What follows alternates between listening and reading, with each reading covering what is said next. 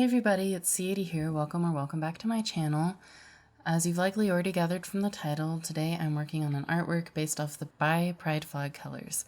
I will say that I was partially inspired to do this because of Lavender Town's videos where she turned pride flags into art. I also know that there are lots of people where, because of where they live or who they live with, the beliefs that they were raised with, they can't openly display pride flags. So I wanted to try and make some kind of secret pride flag type art. I'm starting with the bi flag, but I do intend on doing more of them. Unfortunately, there are so many flags that there's not really any way that I can get to all of them, but I will try to do as many as I can with the time that I have. Now, I suppose if I wanted to go as flag-like as possible, I would have done a landscape piece, but I chose to go portrait for several reasons, including that I'm more used to working in portrait. Portrait works better for certain content like shorts and TikTok. It also works better for items in my shop. So I just decided to go with portrait for this piece. I guess that makes it less of a secret flag and more just pride inspired art, but at least in my case, that makes it feel even safer to display.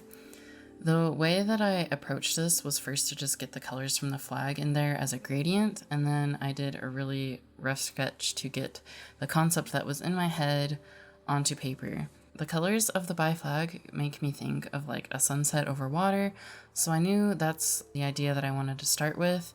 And then also recently when I was driving through town, I saw someone with a bi pirate flag hanging on their house, and I hear the term bi pirate all the time, so I thought it would be fun to add some kind of pirate element. Also, when I think of pirates, I tend to think of sirens and mermaids as well. And, mermaids are just really pretty and magical, so I wanted to add one, which is what got me to my initial rough concept sketch. And once I got that in place, I started to pull up some references to do the clean sketch before I got to liner. Particularly, I needed several different references for the ship. I looked at a couple different pictures to make sure that I was, just getting the forms of and the construction of the ship correct, because I don't know that much stuff about ships.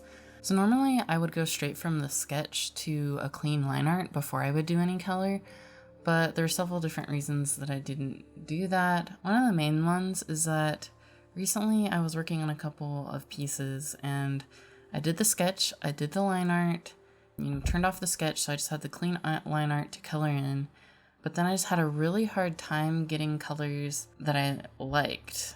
And it just felt a lot it felt very rigid and restrictive trying to get that color onto this line art that was just on this blank white background. And so I decided that this time I wanted to do something a bit different to hopefully stop that from happening.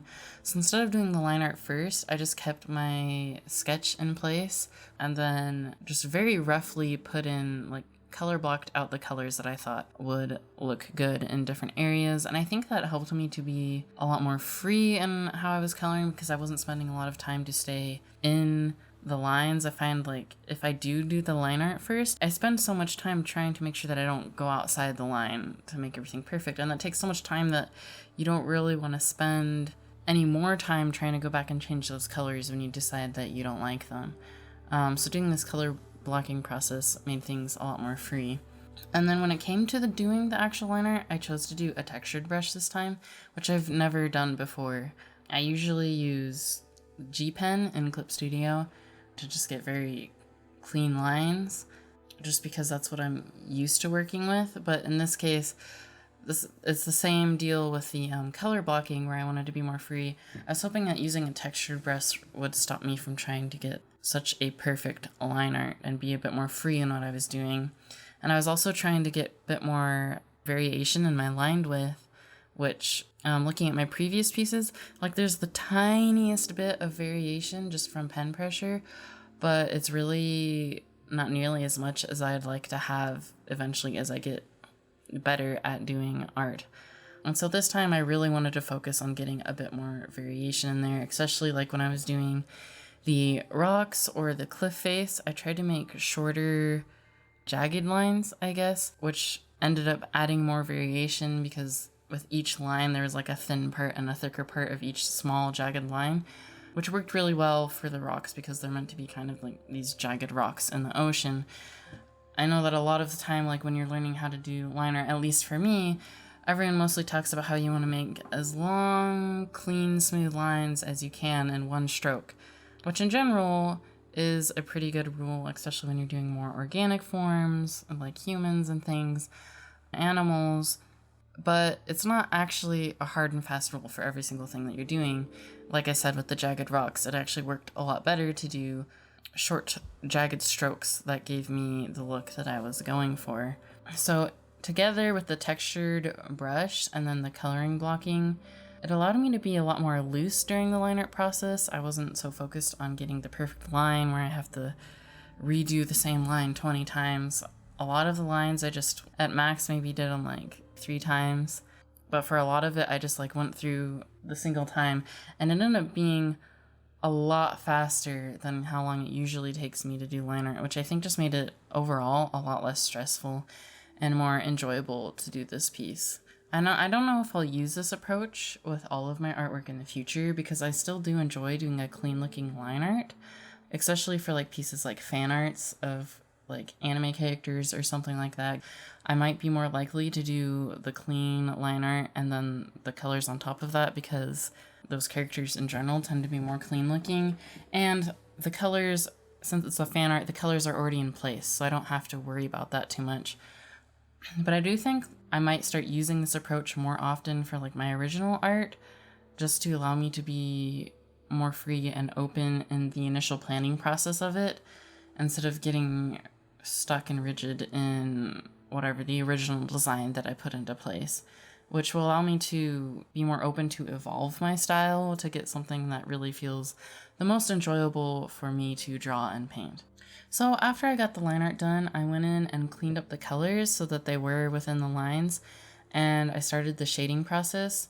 So using a limited coloring palette was really nice for this. At first I was quite worried because there's only 3 colors. I had decided from the beginning that I'd be allowed to use different tints and shades of the colors, but still I was worried a little bit about the overlapping of similar colors.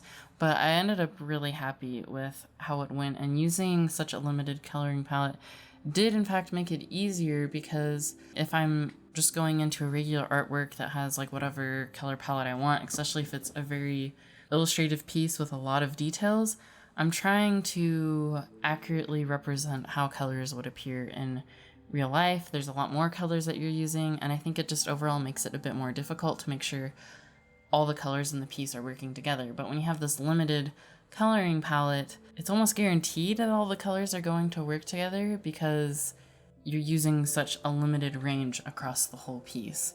So you don't have to worry too much about having a couple colors that are going to clash with the rest of it. So after I got the coloring done, I did try to add some texture in different areas. Not that much, because just the style that I was going for, but I did add a little bit of grain to the sand. The canvas is so large though that you really can't notice that. And then I also wanted to make it so that the sand was kind of disappearing under the water, so that where the water was thinner and going up onto the sand, that you could see the sand underneath. And I was a bit worried about how this was going to turn out, and I figured that I might try it and then just end up scrapping it. But I ended up really happy with how it turned out, just being able to see that bit of the sand before the water becomes too deep that you can't see it anymore. And then I would say that the hardest thing to figure out was adding the scale texture to the mermaid tail. I tried several different things. First I tried one version of scales, and then I did a bunch of layer blending, but I just really didn't like that at all. And then I tried a different technique of adding the scales. Recently, one of my work in progress pieces that I kind of scrapped, I was doing a mermaid, and I tried several different methods of adding scales to the tail. Didn't really like them. I used kind of drawing them in myself. I also tried downloading some assets from Clip Studio to see if that would help, and nothing I did really made me happy with how it was turning out. And once again, I was running into that problem on this piece. But with the second method, where I was drawing it in, I liked it a little bit better, but it still just didn't feel like it was fitting correctly. So I started messing with the layer blending options again, and one of them, I don't remember which one it ended up being, ended up making it so that the texture was only visible right in that spot where the skin transitioned into the tail, and everywhere else throughout the tail it pretty much just blended in. And that ended up looking a lot better than what I was trying to do before, which probably has to do with the fact that like most of the piece is pretty flat, and having every single scale drawn in on the mermaid tail was just way too busy and too much detail compared to the rest of the piece. Instead, it was much better to just have that little hint of texture at the transition of the skin and the tail, which gives the impression that there's scales all the way along through the tail, but also leaves it fairly flat looking so that it blends in with the rest of the piece. And then let's see, so working on the hair was also kind of interesting. Over the last few pieces that I've done, I have fine-tuned my process quite a bit more for how I do hair. But one thing that I always struggle with is adding that bright, like halo type highlight that you see a lot on anime, manga style art. And I don't know why I have so much difficulty with it. Like, I know that within the past few months as I've been working on stuff, almost every single time I work on a new piece, the way that I do that highlight changes, whether I'm drawing it in myself as blobs or lines, or I did download some like highlight brushes and I've used that a couple times on some pieces. For whatever reason, it's always one of the most difficult things for me to work on at the end of doing the hair. And once again, I was having difficulty with it on this piece. I tried drawing it in myself, I tried using several different of the brushes that I've downloaded, but no matter what, I just wasn't liking it. And then I realized that since this piece is a sunset, the sun is going to be lower in the sky or perhaps not even visible anymore, which means that there's not really this bright light coming out of the sky shining down on our heads. So there was no reason to really have this super bright halo highlight. So I decided to just go with the more blended shading and highlights that I had in the piece. And once I did that, I was so much happier with how it was looking instead of trying to force in this highlight. And it still ended up, like, the hair still looked nice and shiny and wavy. So I think that's something that I need to work on a bit more, is thinking about the light source and the type of light source and ambient light sources and how it's affecting the whole piece. That's something that I definitely want to work on in future pieces. Now, I think that's all I have to say about this piece.